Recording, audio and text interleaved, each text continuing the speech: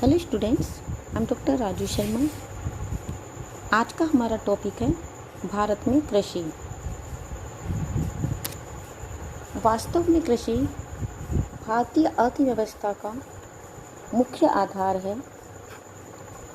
देश की लगभग 60% जनसंख्या जीविकोपार्जन हेतु कृषि पर ही प्रत्यक्ष रूप से निर्भर करती है। यद्यपि जीडीपी में कृषि का अंशदान 1951 के 60% से घटकर 2009-10 में केवल 14.2% रह गया है, तथापि इसकी भूमिका महत्वपूर्ण है क्योंकि यह देश के 58% रोजगार का स्रोत है। औद्योगिक क्षेत्र की प्रगति और उपलब्धि भी कृषिगत कच्चे माल की आपूर्ति पर निर्भर करती है। कृषि उत्पादों के निर्यात से फॉरेन करेंसी प्राप्त होती है। प्राचीन काल से ही कृषि भारतीय लोगों का परंपरागत व्यवसाय रहा है। देश के विशाल आकार और भौतिक एवं सामाजिक दशाओं में विविधता के कारण यहाँ विविध प्रकार की फसलें उगाई जाती हैं तथा विभिन्न प्रकार की कृषि पद्धतियाँ अपनाई जाती हैं। इनमें स्थानांतरित कृषि, पारंपरिक जीवन निर्वाह कृषि, व्यापारिक कृषि, बागाती कृषि आदि प्रमुख हैं। तो पहली है स्थानांतरित कृषि।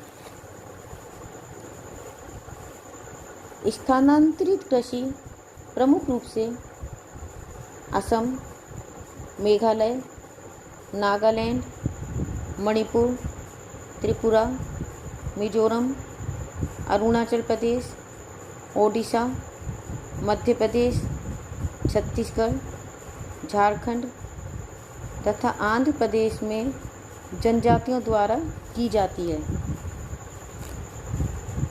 इसके अंतर्गत वनों को काटकर या जलाकर धान, मक्का, तंबाकू, गन्ना आदि फसलें प्रमुख रूप से उगाई जाती हैं। इसके अंतर्गत वनों को काटकर या जलाकर साफ किया जाता है और उसमें 2-3 वर्ष तक खेती की जाती है। जब मिट्टी अनुपजाऊ हो जाती है तो उसे छोड़कर दूसरे क्षेत्र को खेती के लिए योग्य बनाया जाता है। इससे वनों का तथा पर्यावरण का ह्रास होता है। इससे मृदा अपरदन में भी वृद्धि होती है। दूसरी है निर्वाहक धान्य कृषि। इसमें पुरानी तकनीकों और उपकरणों से छोटे खेतों पर खाद्य फसलें उगाई जाती हैं।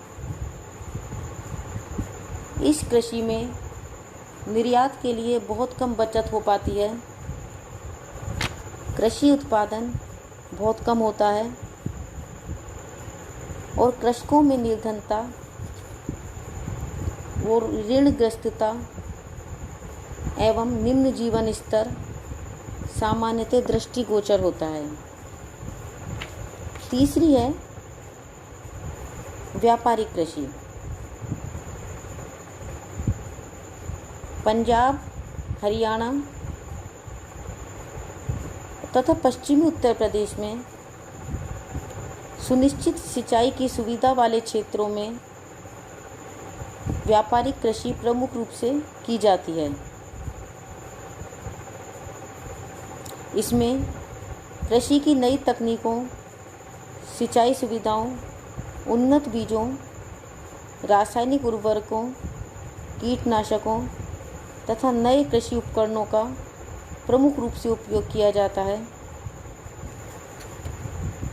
इसमें अधिक पूंजी की आवश्यकता होती है, अतः इसे पूंजीवादी कृषि भी कहते हैं।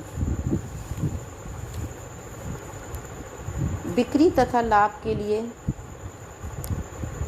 गेहूं, मक्का, चावल, गन्ना आदि फसलों का अधिकाधिक उत्पादन होता है। हरित क्रांति ने इस कृषि को नई दिशा दी है, जिनसे भारत खाद्यान्नों में आत्मनिर्भर हो गया है। नेक्स्ट है बागाती कृषि। यूरोपीय बाजारों में चाय, कहवा, रबड़ आदि पदार्थों की मांग की पूर्ति हेतु बागाती कृषि का आरंभ किया गया। भारत के उत्तरी पूर्वी और दक्षिणी प्रायद्वीपीय भागों में पहाड़ी ढालों के सहारे बड़े बागान विकसित किए गए हैं, जिनमें खेतों के अतिरिक्त श्रमिकों के आवास, गोदाम, अफसरों और मैनेजरों के निवास सम्मिलित हैं। आरंभ में इन बागानों के स्वामी यूरोपीय लोग थे, लेकिन स्वतंत्रता के बाद इनका स्वामित्व भारतीयों के हाथ में आ गया। दार्जिलिंग, असम, हिमालय, नीलगिरी पहाड़ियों तथा उत्तराखंड के कुमाऊं क्षेत्र में ये बागान स्थित हैं। यहाँ चाय प्रमुख फसल है। कहवा और रबड़ के बागान प्रायद्वीप के दक्षिणी भाग में स्थित हैं। घरेलू खपत के अतिरिक्त उत्पादन का एक बड़ा भाग अंतर्राष्ट्रीय बाजारों में भेज दिया जाता है, जिससे विदेशी मुद्रा प्राप्त होती है। विगत वर्षों में भारतीय कृषि में बहुत अधिक परिवर्तन आया है। इसका दृष्टिकोण व्यापारिक और बाजार उन्मुख हो रहा है तथा इसमें विविधीकरण बढ़ रहा है। नकदी फसलों, बागवानी, उद्यान कृषि, सब्जियों की खेती, पशुपालन आदि पर अधिक बल दिया जा रहा है। मत्स्य पालन, रेशम उत्पादन, शहद उत्पादन, मुर्गी पालन आदि कृषि के भाग बनते जा रहे हैं। भारत की लगभग 60% आबादी कृषि पर निर्भर करती है। इसके अतिरिक्त परोक्ष रूप से कृषि पर आधारित उद्योग, कृषि पदार्थों के परिवहन एवं व्यापार द्वारा भी बहुत से लोगों को आजीविका मिलती है। इस प्रकार कृषि देशवासियों के जीवन निर्वाह का प्रमुख साधन है। भारत की जलवायु वर्ष भर उत्पादन के लिए अनुकूल रहती है। कृषि में तापमान का योगदान उल्लेखनीय है।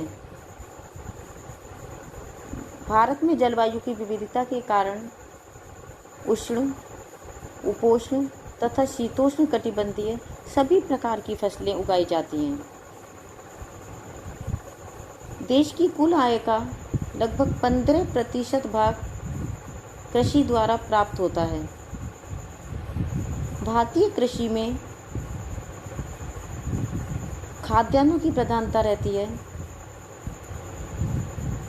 कुल कृषित भूमि के 72% भाग पर खाद्यान्न फसलें एवं 28% भाग पर व्यापारिक फसलें उगाई जाती हैं।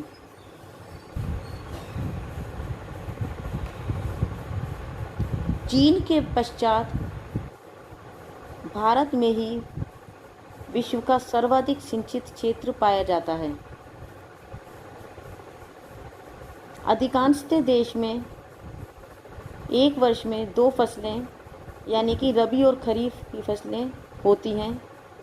कहीं कहीं वर्ष में 3 फसलें यानी कि रबी, खरीफ और जायद फसलें भी होती हैं। रबी की फसल में गेहूँ, चना, जौ, सरसों, अलसी और खरीफ में धान, ज्वार, बाजरा, मक्का, कपास, तिल, मूंगफली एवं जायद की फसलों में फल व सब्जियां उगाई जाती हैं।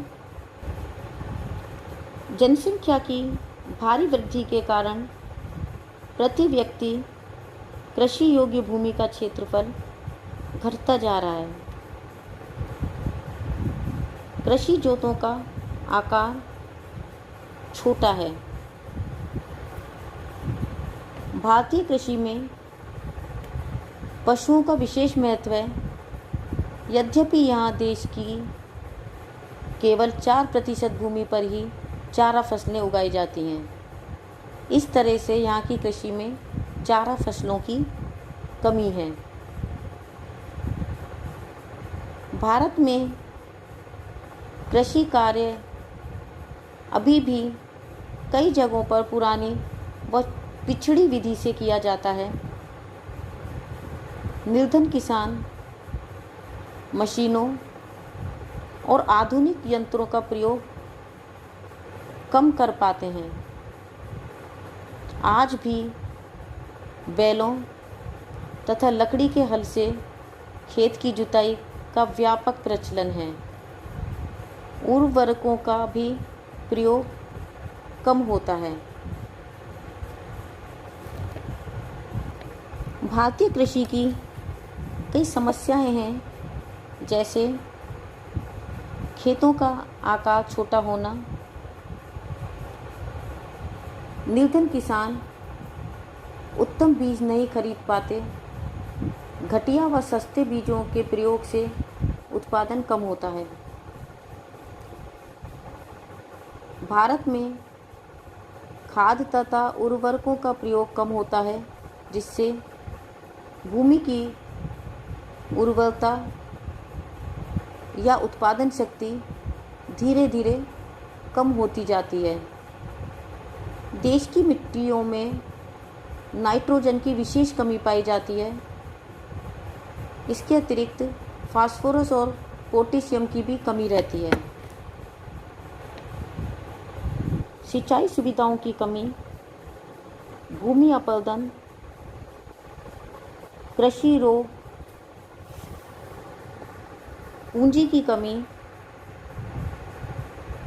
कृषि शिक्षा एवं अनुसंधान की कमी आदि भी भारतीय कृषि की कुछ समस्याएं हैं।